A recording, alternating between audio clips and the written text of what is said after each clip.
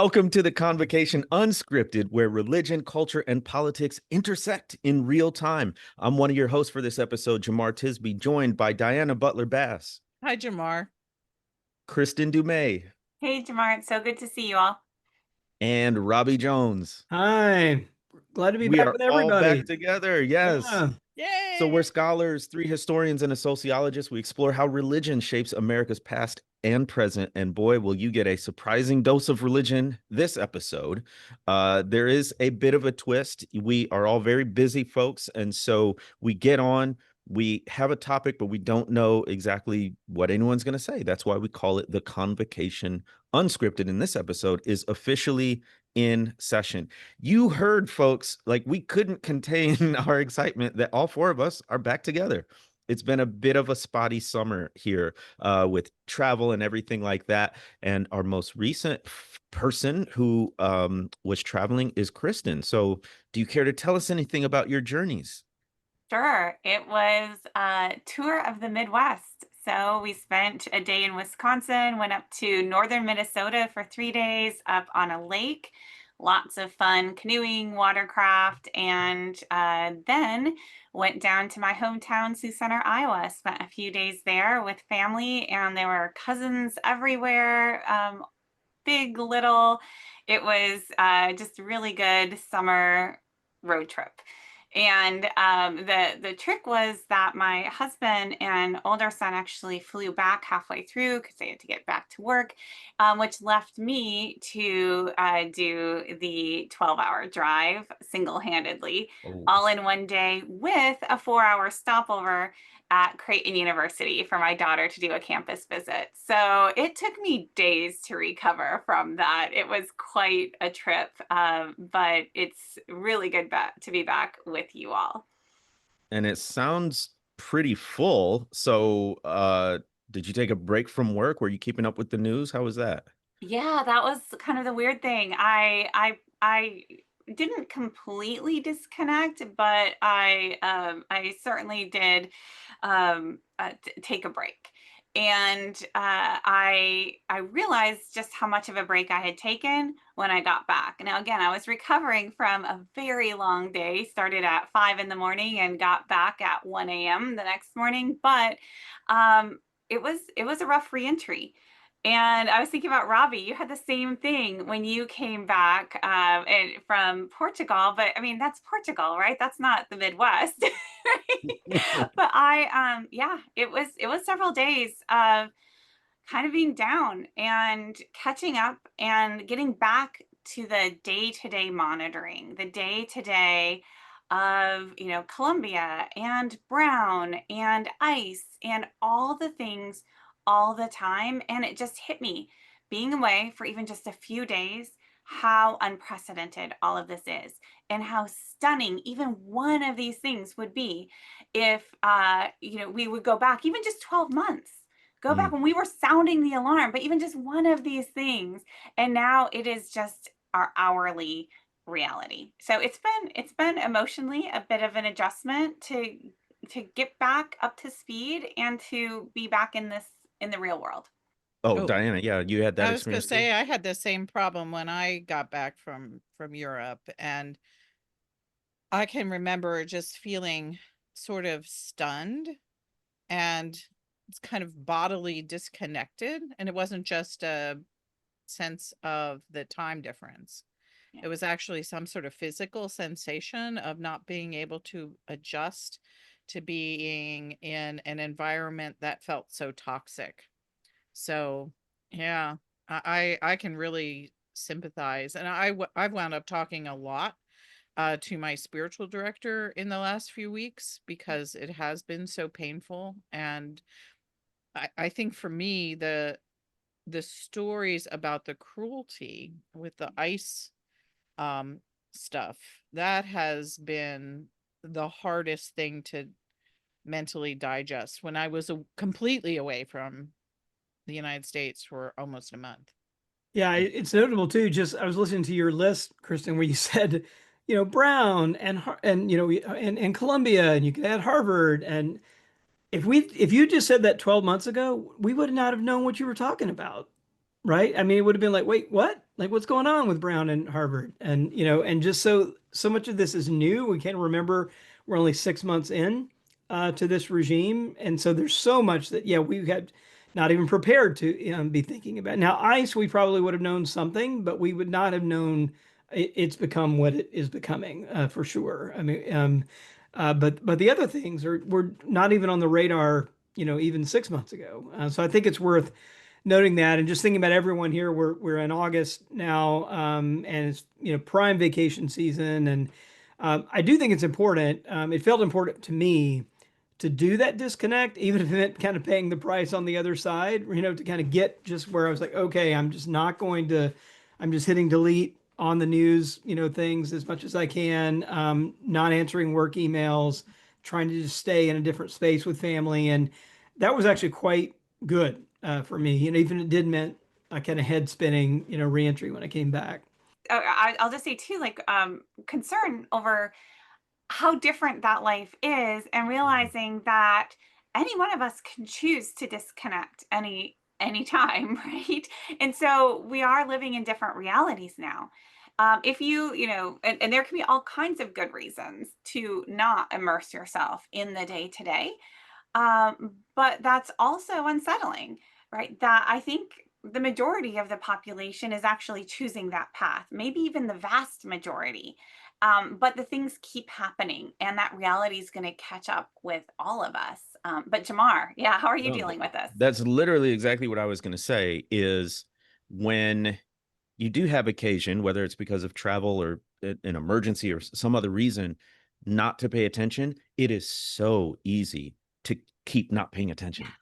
It's helpful to think of, even as it's very dismal to think of, because I walk around so frustrated all the time. Like, why isn't everybody as upset and concerned as I am right now? And it's partly because they're not paying attention to the news. And whether that's an intentional choice or habit, I don't know.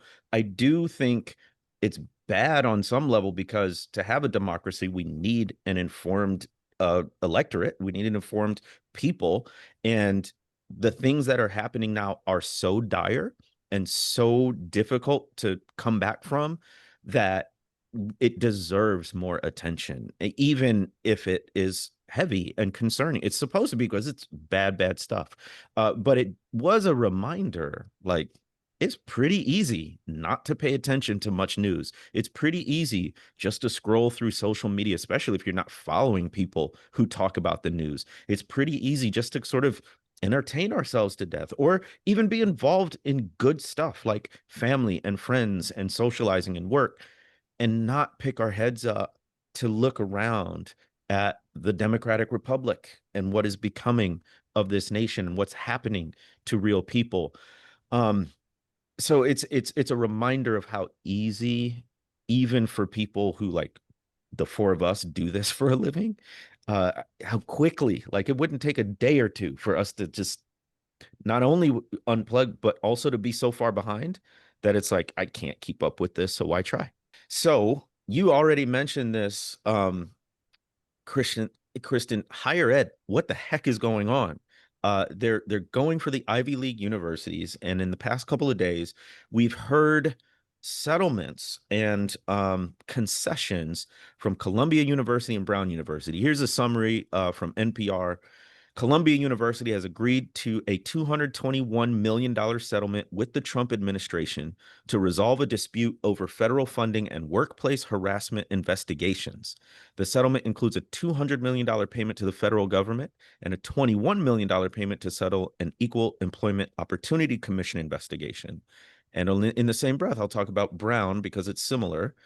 Brown University will pay $50 million to Rhode Island workforce development organizations in a deal with the Trump administration that restores lost federal research funding and ends investigations into alleged discrimination. The university also agreed to several concessions in line with President Donald Trump's political agenda. Brown will adopt the government's definition of male and female, for example, and must remove any consideration of race from the admissions process. What the heck? this is in all of our wheelhouses because we're all involved in higher ed in some degree, whether getting degrees, teaching, speaking there.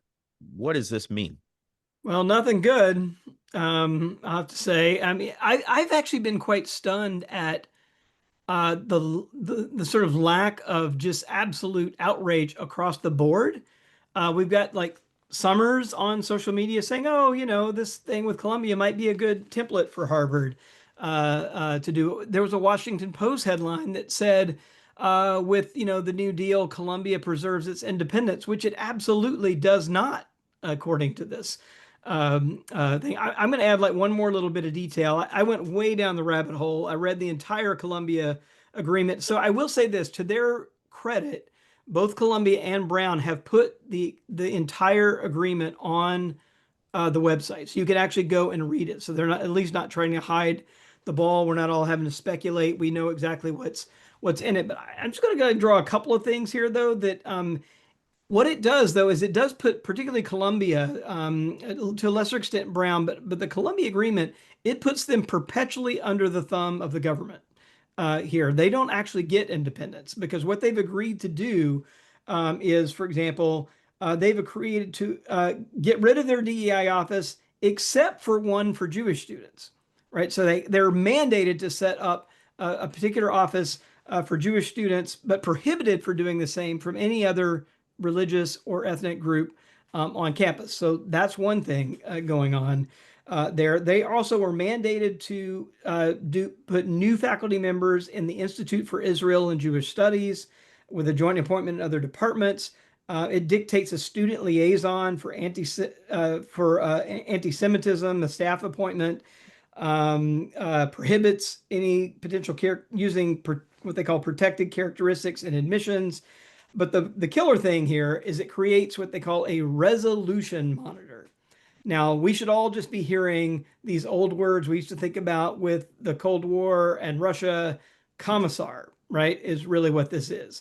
And it's someone that Colombia has to pay, right, to tell on them to the federal government. Like, so it's really quite something. And this monitor, then they have to turn over all their admissions data to this monitor, who gets access to all kinds of stuff. And at any point in time, this external resolution monitor can just say Colombia is no longer in compliance. And as soon as they say that, then the agreement, all kind of, they're subject to being fined all over again, right? All the protections just fall apart with the kind of one person. The other kind of wrinkle in this that I'm still trying to get to the bottom of, and I'm just going to kind of put out what I know here, and is that they do name the specific resolution monitor in the Colombia Agreement, and my little antenna went up when I saw who it was. It's Bart Schwartz from Guidepost Solutions. Now, if you've been following the Southern Baptist sexual abuse scandal, Guidepost Solutions will be a familiar word to you. It's who the executive committee hired, to deal with that thing inside the SBC. And just the other little thing I'll put out there, and I'll leave it on the table. Bart Schwartz, who is at Guidepost Solutions, he's had a number of these appointments dealing with these kind of resolutions and monitoring of compliance.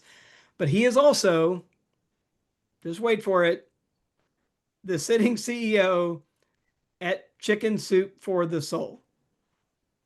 So I'm just now waiting for the Columbia sweatshirts, right, with Chicken Soup for the Soul on them, and the banners up at Columbia sporting events, our Chicken Soup for the Soul Stadium, probably coming our way here. But just like, you in the can't make this up, right, that an Ivy League university is now under the thumb of the sitting CEO at Chicken Soup for the Soul. Like, that's the absurdity of where we are.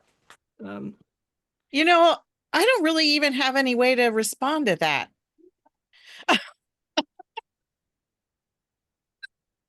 Well, what are we gonna do? Put the dummies book guy in charge of Harvard?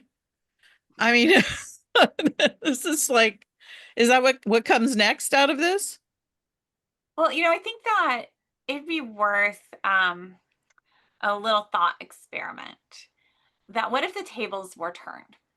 And what if this was a Democratic administration pushing through all of its favorite proposals, all of the things that it thought were good and right and true. And we're cramming this down the throats of our universities, and we're shaking them down, because that's essentially what this is. Yeah, that's right. And you know, I thought too, I think there was this shouldn't have been super surprising. You know, I think, Robbie, you had said, you know, a year ago or so, if we even, you know, what are we even talking about with Harvard and Columbia and so on? You know, I remember even before the election, you could kind of look to state laboratories, red states, and look at how they were pushing their agenda in the education sphere. Florida, Florida. Florida, Oklahoma, and Texas. And what I was watching is their tactics. And it was coercive. All of it was coercive, but it was both through punishment and reward. And it was through punishment or withholding of funds, but then releasing funds if you voluntarily comply, right? A kind of shakedown. That's really what this is. And if correct me if I'm wrong, Robbie, you read this more recently than I did, but you know, Colombia isn't admitting wrongdoing. They are making this problem go away.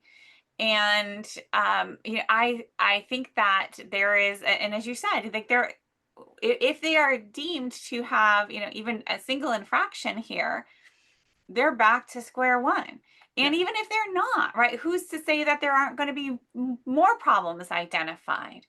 And so I was reading Christopher Rufo on this.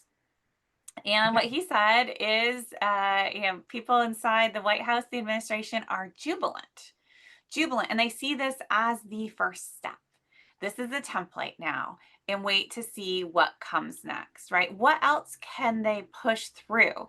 And this administration, you know, we have the unitary executive power, and what we're seeing now is all of the ways that that power can be wielded to get into all of the corners, all of the that we did not think were even possible, because we have never seen it abused in this way, and we are only beginning to see what is possible. So again, just a thought experiment: what if this was the woke left using this approach to achieve their understanding of what was good and true? What would the rest of the country feel about that? And we wouldn't want that either, right? So we are in uncharted territory here. Well, the problem is, Kristen, of course, is that a good bit of the hardcore MAGA base thinks that's exactly what the woke left were doing over the last 10 or 20 years. And so they see this as correcting the course of these universities. I mean, that's the most generous reading of it, or their actual revenge for they feel like this has already been done to them. So now it's time for them to do it to their enemies. I mean, that seems to be how this works. And you know, I mean, that to me, that's disturbing in and of itself. It's also disturbing that Harvard has said it's got as much as $500 million to do the same thing. And I know that Duke was a target this week because I'm Duke alumni, and there was stuff around the Duke alumni network about how medical school funds were being frozen at Duke, you know, was one of the leading medical centers in the South. And they haven't even begun to talk about how they're going to respond, but it's just now everyone is a target. They're going to go down the whole list. And all I can think about, I mean, I'm mad and I'm worried about, like, where's the money going really? I mean, that's one of the biggest questions in my mind. They can say it's going to all these things, but who's sitting in those offices, and exactly where are they going to redirect this mountain of cash? And all I can feel like is it's going to some offshore account that the Trump family has. I can't prove any of that, but that certainly does not seem like it's going to go to PragerU. right? Right. Or their favored institutions, and Yeah. just kind of build those all up. And so I'm sure that there are people who are getting very rich on this, at the expense of these universities, and that it's illegal in some, and criminal activity in some way, shape, or form. But the other thing that I think about all the time that's unique to us is, hey, this is one of the seven mountains, my friends. Yeah. The mountain of education. There ain't no evangelical who believes in the seven mountains anywhere in the United States is going to do anything but be cheering about Harvard, Columbia, Brown, Duke, University of Michigan, whoever else they come after, state schools and private schools alike, getting dinged for all of this money, because they see this as the Trump administration, again, working through God's plan to undo these evil universities and to replace them on the mountain, I'm sure, with people like the chicken soup for the soul guy, who is, on their team. And, one other thing I wanted to note that caught my attention in the Brown deal, which is just to press the point that this is not just flipping the script from whatever people thought that the leftist universities, which, by the way, we can think about kind of political allegiances in terms of faculty writ large, in terms of various departments, and it's not all one and the same. We can look at business schools, for example. We can also look at trustees.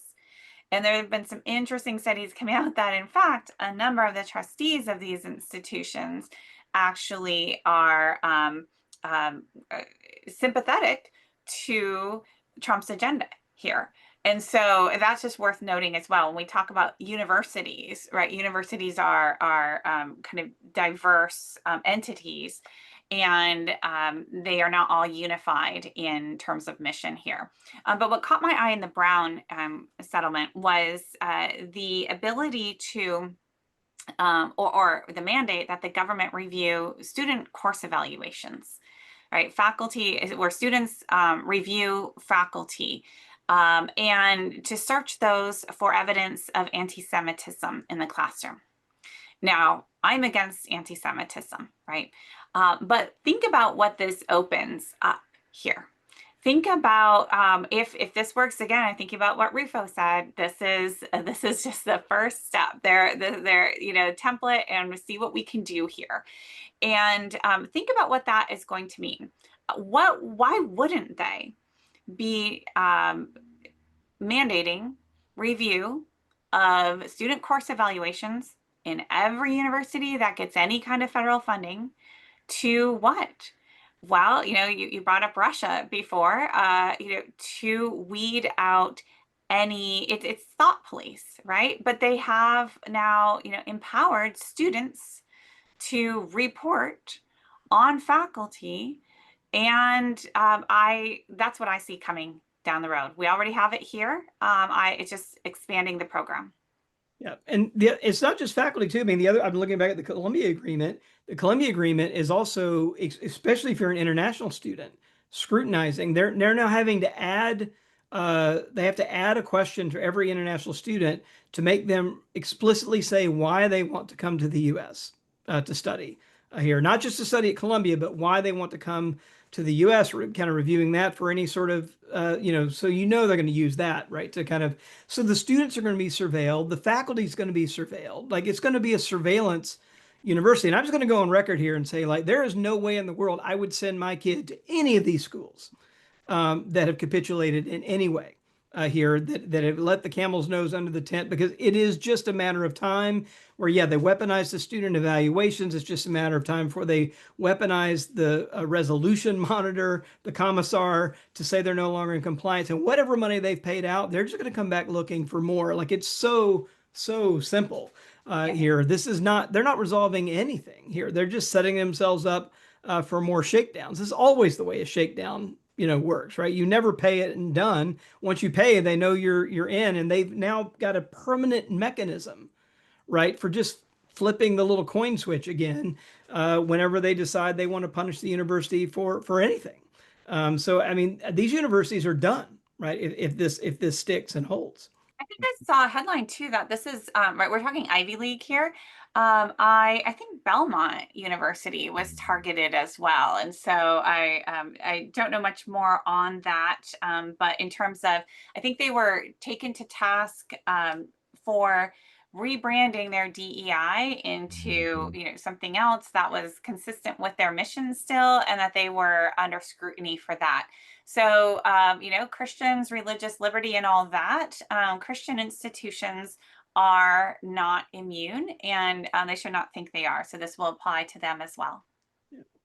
Yeah, I was just thinking that there's always a religious element here as well. In what we're seeing at the Ivy Leagues now has happened already in some way, shape, or form at conservative Christian colleges and universities. For instance, on the student evals, I interviewed Professor Sam Jockel, who was a professor at Palm Beach Atlantic University, a stone's throw from Mar-a-Lago, and he got fired ultimately from his job. One day he walked out of his classroom. His provost and his dean were waiting for him. And they said, "We need to talk to you." And basically, another mechanism in these higher ed institutions, they don't have tenure. And so they just Right. renew your contract annually, right? So he was up for a contract renewal. Mind you, he'd been there for about 20 years. And they didn't renew his well, they said they were reviewing his contract, and before they signed it, they had to review his syllabus because supposedly he was talking about, at that point, the term was CRT. And really it was like a literature seminar. He's going through lots of different kinds of books. One of the themes of the seminar was like race or racial justice, and it wasn't new. He had taught that course that way for over a decade. How did he get on their radar?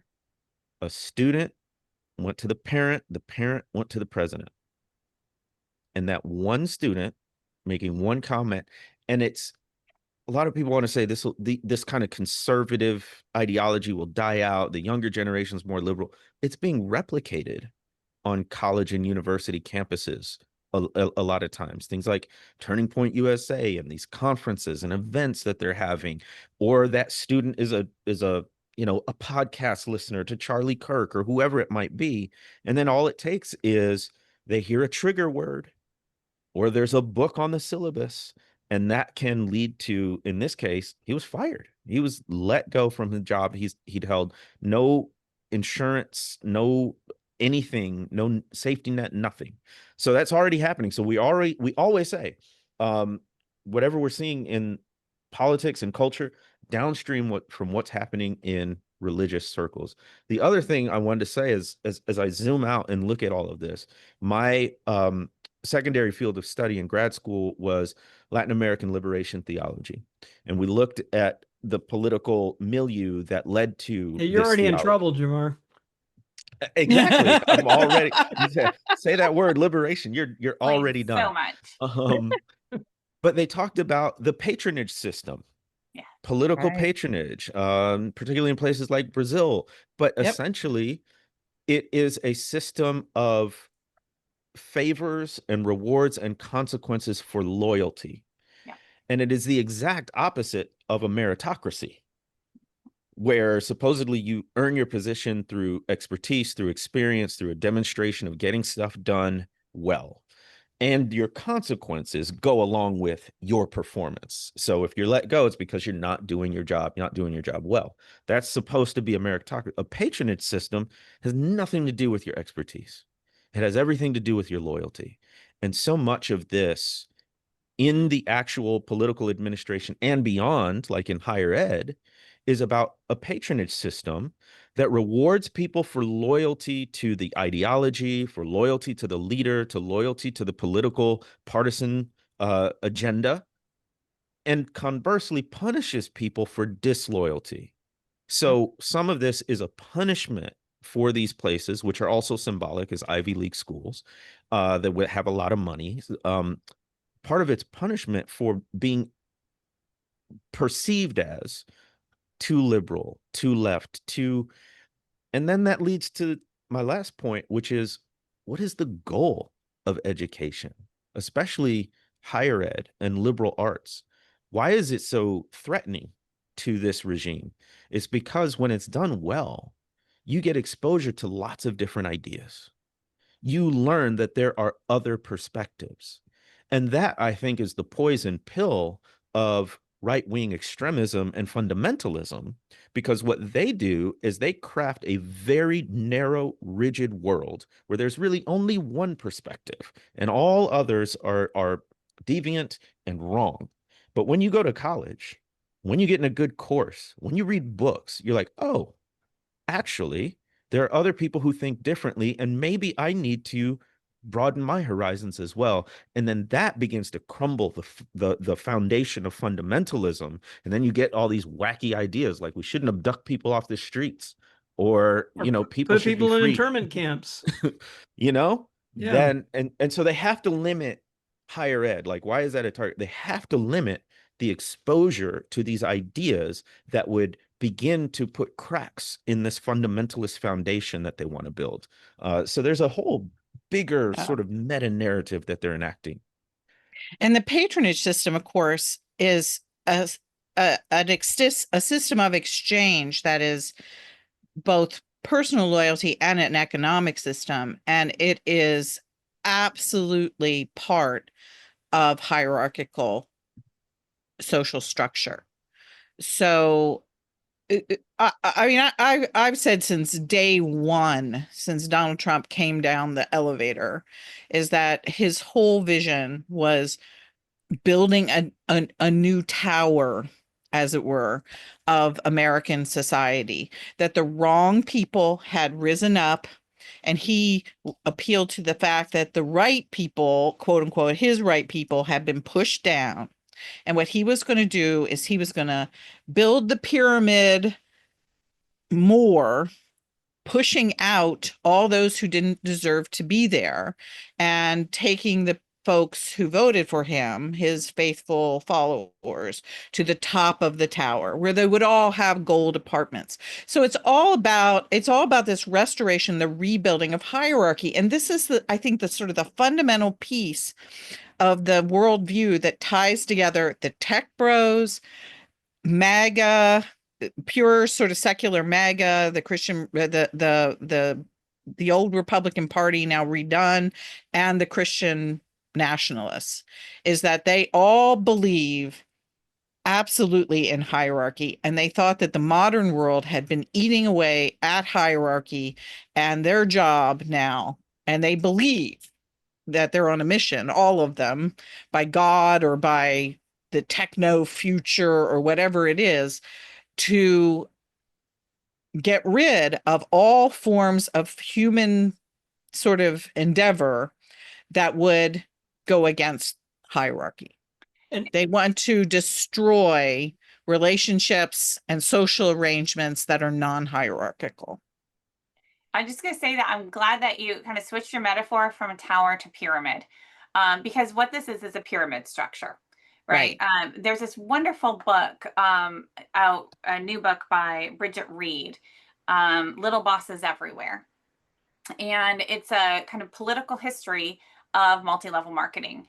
And multi-level marketing is a through line of my next book, Live, Laugh, Love, wrapping up the last chapter this next few weeks. But I think we need to think in terms of, yes, hierarchy, absolutely. And upline and downline.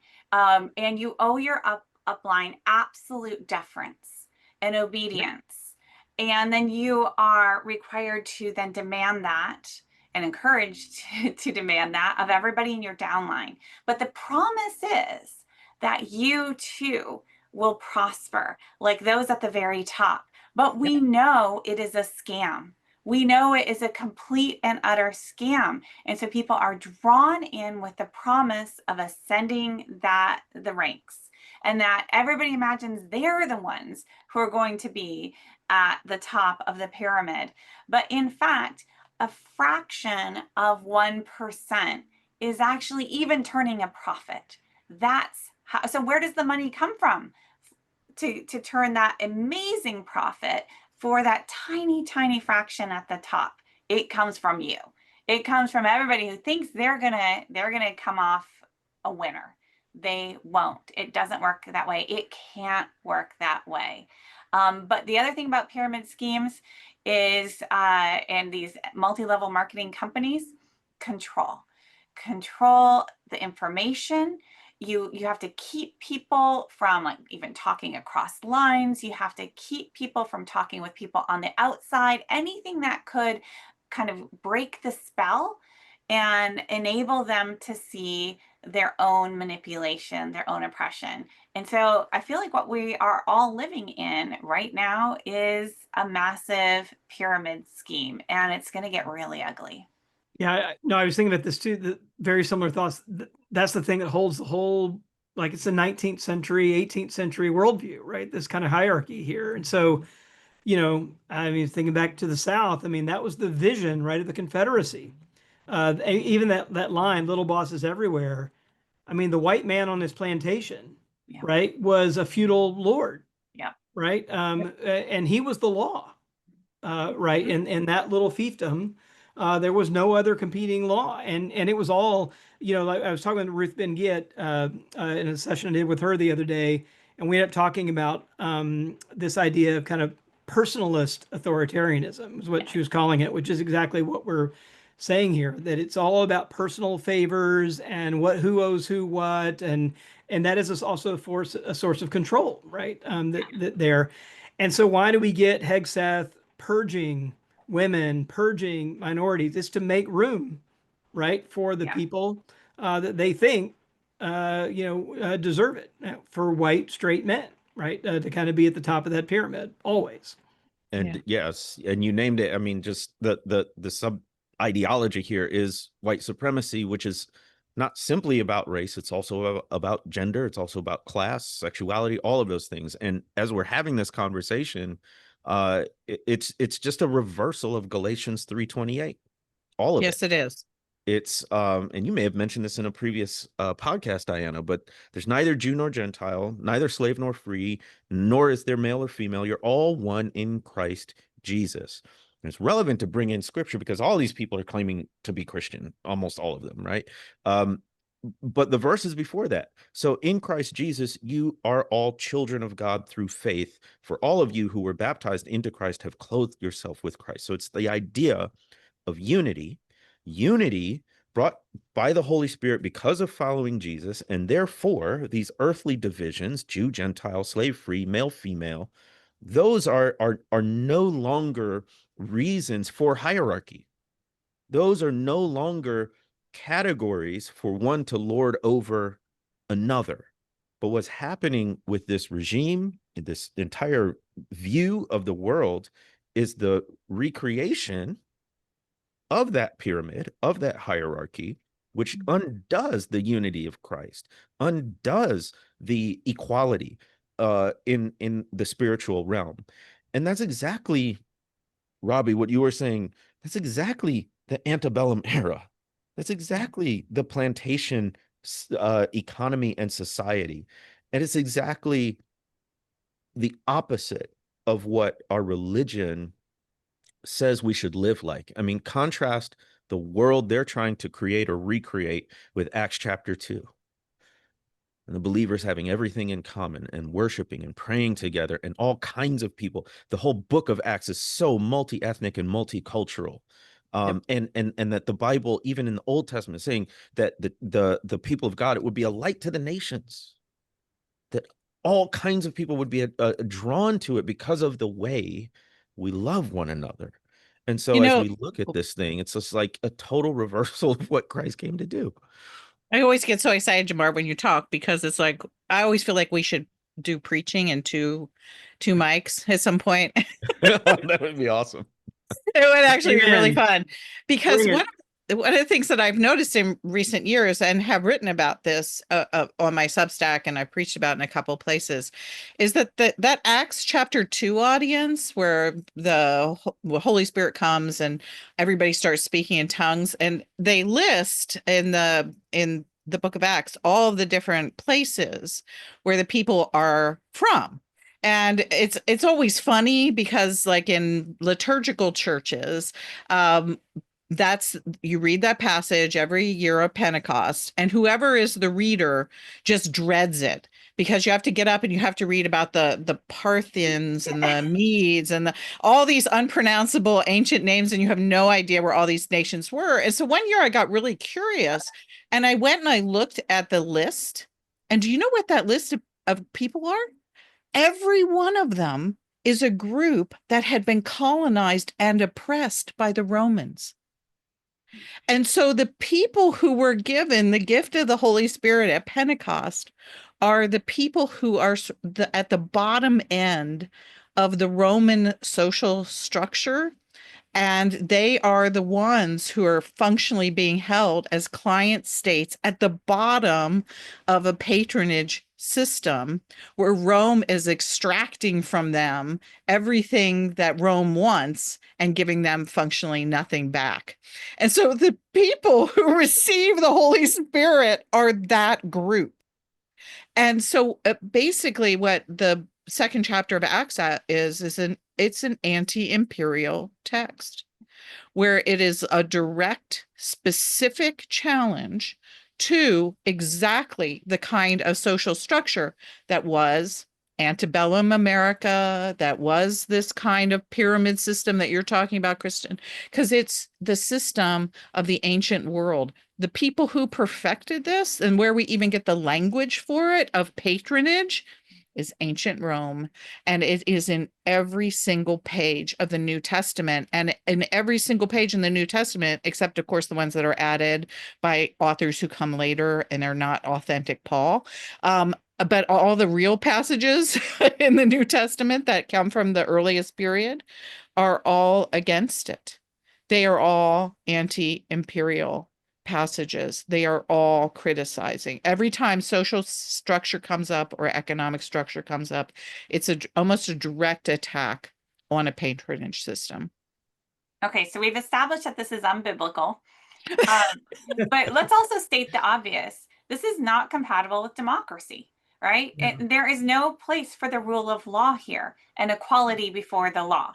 That is just not functioning. And so we are watching in real time the trashing of our democratic system and absolute destruction of the rule of law, right? So let's just state the obvious, and this is what we were afraid of. This is why we all went on the road on our tour, and we tried to raise the alarm, and now we are living it and we are watching it in real time. And it is even though this is what we feared, it is still astonishing to watch it happen in real time and to watch so few people actually care. That's the question that really gets me too. And if any of you, I mean, obviously Kristen can't answer it. I don't understand why people aren't more in the streets, just, I don't know, yelling, doing some, I don't know what we would do, in some ways, but it does seem that there's a sort of an eerie silence out there. I just think it's going to have to get worse. Like that's the scary, sad truth of it. I think, Diana, you and I were talking that, for example, that like both of our daughters have witnessed ICE snatching people and masked ICE agents taking them away. Like I haven't seen that myself, but both of our daughters have seen it. We will, in the not too distant future, there will be very, very few Americans who have not witnessed that firsthand. We're not there yet, though. And I think that, we haven't felt the effects of these ridiculous tariffs on inflation quite yet. It's just starting to inch up. But that's coming. That's coming too.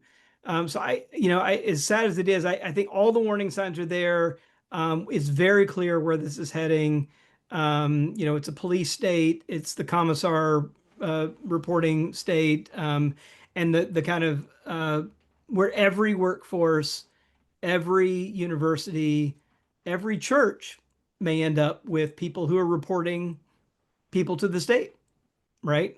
This is what we've seen happen in East Germany. It's what we saw happen in Russia. We've seen this happen in China. Like You know, and we're headed to that kind of police state, not to mention the other kinds of things. So I feel sort of upset about it, you know, but that's where we're heading, and that I think the reality is, yeah, we're gonna have to reach a critical mass of people seeing people kidnapped and disappeared off the side of the street, where they're like, oh wait, like that's not what I signed up for. Yeah. I I, Well, I I get think you're right, haunted. Robbie. I'm haunted by that. Jamar, is it the scene that opens Underground Railroad, where there's the picnic on the plantation? Hmm. Oh, you I see was that? actually just thinking of that time period. I was thinking of the Yeah, 1850 Fugitive Slave Act. right. And so what that did is exactly what you're describing, both Robbie and Diana, is it made these draconian, brutal, abusive uh, methods right in your face. Right. And what it was it was violence enacted against your neighbor. As long as it was abstract and out there, and those people, you're like, well, you know, come here legally and you won't have this problem. But then when it's Juan, your next door neighbor, or the person at your grocery store, or in 1850, it was, you know, the formerly enslaved black person down the street who had been in the community for 15 years. And yeah, maybe they escaped from slavery, but they got to a free state and they were working and they were part of the community. And then the slave catchers came and they took them. And there are instances like in Boston where they actually, people were so enraged at this, they broke into the jail and busted them out, used the Underground Railroad, got them up to Canada. And what happened with the 1850 Fugitive Slave Act was people saw their neighbors being brutalized, and it radicalized them. It's not that they were these staunch like abolitionists before, even really ideologically committed to the whole project, but when they saw the impact on their local community and people they knew, that's when the light bulb went on for a lot of people. And it took another 10 years for the Civil War to come, but that was a major turning point that said, and it was the same dynamics that we're seeing with ICE, because now you're sort of nationalizing this thing. There's no sanctuary, state, city, church, and you are requiring in 1850, you're requiring other people to help with the abductions, and they could be fined if they didn't help or if they opposed it, right? I think we're very soon to see something like that with ICE. And then it used federal agents as well. So this is the federal government coming to impose some of this stuff. And there's going to, I think, be a breaking point for people. I don't know. It's a big country. It's not going to happen all at once, but you see enough of this, not just on a video or a screen, but in your community, and that changes people. So unfortunately, it probably has to get worse before it gets any better.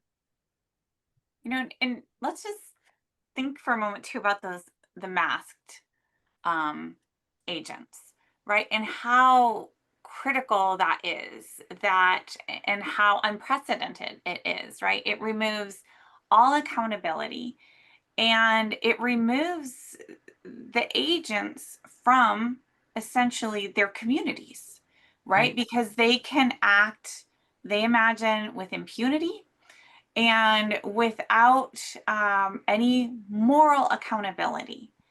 And that is a dangerous place to be. And the fact that we have just as a society begrudgingly accepted that as the new normal, to me, is frightening. It's just ominous, actually.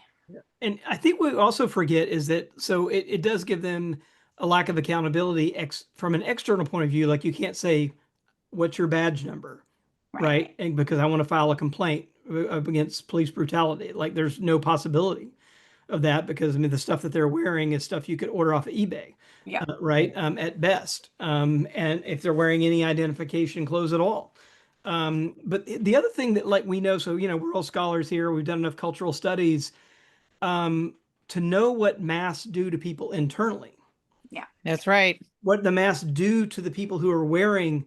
The Yeah. reason the KKK mask themselves is so they could brutalize people. It's a way of kind of assuming an alter ego, right? Yeah. Distancing yourself from the violence that you're about to do to Yeah. another person. And so there's like really good psychology and social Yep. theory that says even the ICE agents themselves would not be as brutal if they just took down the mask, because Yeah. those masks are allowing them to say, oh, that's not really me. That's someone else doing this, right? 'Cause I'm back here behind the mask. I'm not the person actually doing this out here. It's this weird thing that we're able to do. It's Yeah. why carnival and all of that stuff, where you kind of can break social norms, it always involves costumes and masks and that sort of thing. So we're actually setting up the officers themselves Yeah. to be more brutal and to break norms by allowing them to wear those masks. And it does tie into the whole idea also of patronage, because it appears we're now getting reports from all over the country that in the midst of some of these arrests, officers are blurting out, well, that's worth another $5,000 on my check, or this one is a $30,000 arrest. So it does appear that there's an economic patronage reward for seizing certain kinds of people in the system. And so that is also the mass combined with the possibility of the bounty really creates a monstrous inhumane, I'll say, possibility of people hiding to do terrible things that they normally wouldn't do. If one of those two incentives was missing, they might do less. But with both of those incentives in place, the hiddenness and also the reward it's explosive, actually, psychologically and spiritually and morally explosive. And then of course anybody can order off of Amazon or eBay, right? So you never actually know if they are government agents, if they are independent militias, if they are, just vigilantes. But that's also the point, right? Because if they're doing Trump's bidding, it doesn't really matter. And that too just fundamentally goes against our basic rights and our basic democratic norms. I mean, this is just stunning, right? That we are at this point. I guess that's, yes, you're getting my discouragement. I feel bad. We need to find out. This is what I came into from that vacation. This just back into this reality and looking around, watching the news, seeing what was happening and realizing what each and every one of these seemingly isolated stories actually signifies. Does it seem like we ought to start thinking of ourselves as the Acts 2 kind of church, as a church on the margins, as an underground kind of movement? And how would that affect then the way we do church, the way we do religion, the way we express our faith? I mean, what do y'all imagine that might be? I think I told you, Jamar, or I've told you all this story, but when my son was going through a kind of coming of age process, my wife and I both gave him a book to read from my wife's Jewish, so from our respective traditions. And she gave him a book from Abraham Joshua Heschel on the Sabbath, and I really struggled about what to give him because so much of like the stuff I could imagine that I got given at that age, there's no way I'd give him that stuff. And I ended up giving him Howard Thurman's Jesus and the Disinherited. And his definition of Christianity there is, that Jesus was for the people with their backs against the wall.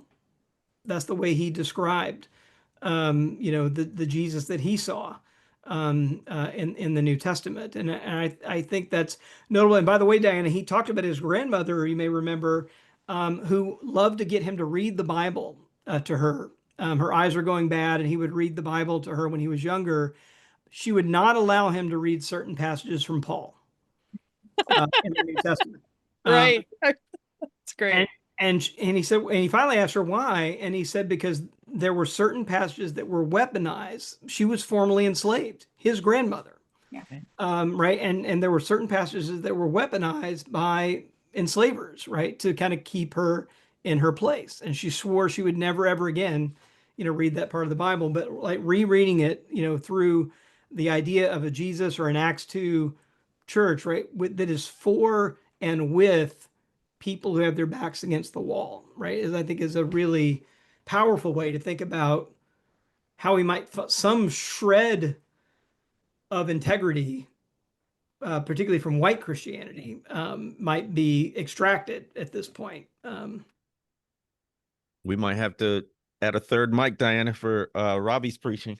That was good. That was good. Well, What other thoughts? I was just thinking that I don't know if it's a bad thing at all right now to be so upset by the news.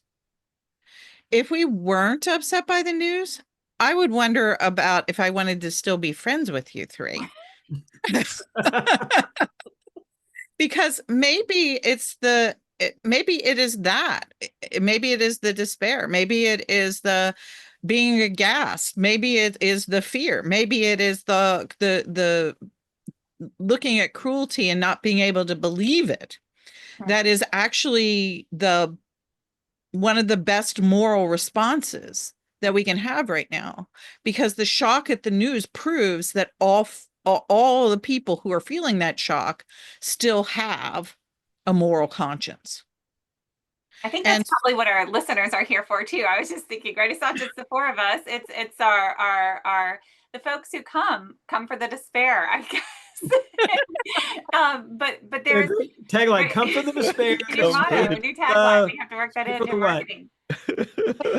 But right, despair, but also reality, truth, seeing what is true, acknowledging what is true. There is a community, a sense of community, a bond in that. And then where do we go from here? And Jamar, your question, what does an Acts 2 church look like? What does an underground church? And then I'm thinking, well, why are we on a podcast if we're supposed to be going underground right now? We're not very good at that.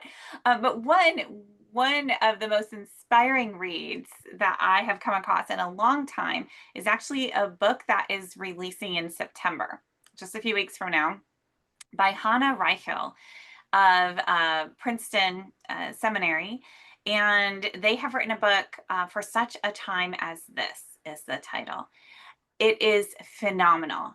I'm going to be doing a webinar with them in late September, early October to help launch the book. It is incredible. So heads up on that. You'll hear more about that from me. I'll get you guys copies of it, early copies if you want. Is that the devotional one? It is not. It is kind of devotional.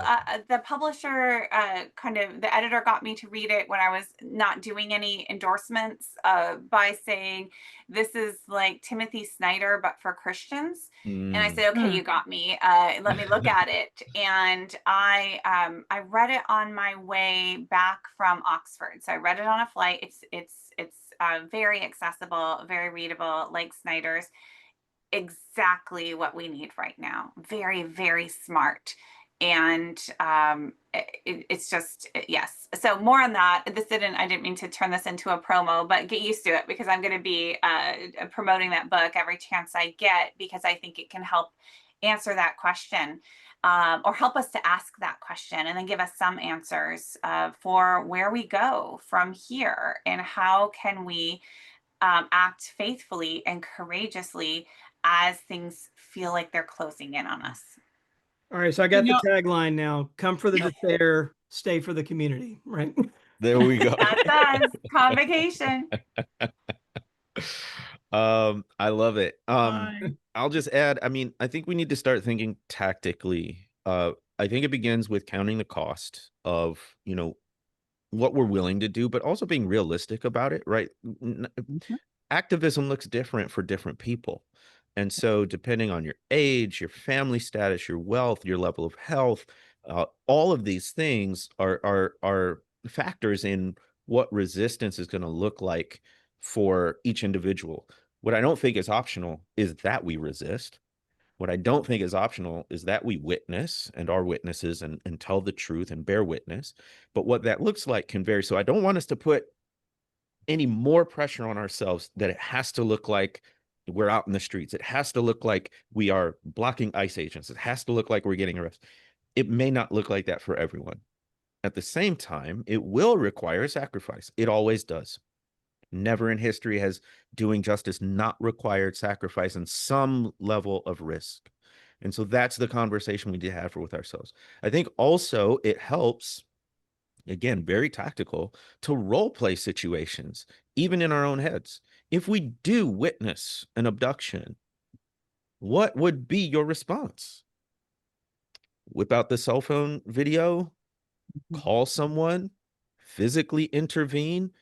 It could be a lot of different things, but if we have at least run through it and imagined it, we're going to be better prepared. I think also we need to be trained. So this is why a few weeks ago we did a nonviolence training with my Substack community, and there's all kinds of other ways to access advocacy and not think that we can just sort of spontaneously come up with something. That is not how this works. In every social justice movement, people have found ways to learn tactics, strategy, and a philosophy and principles as well.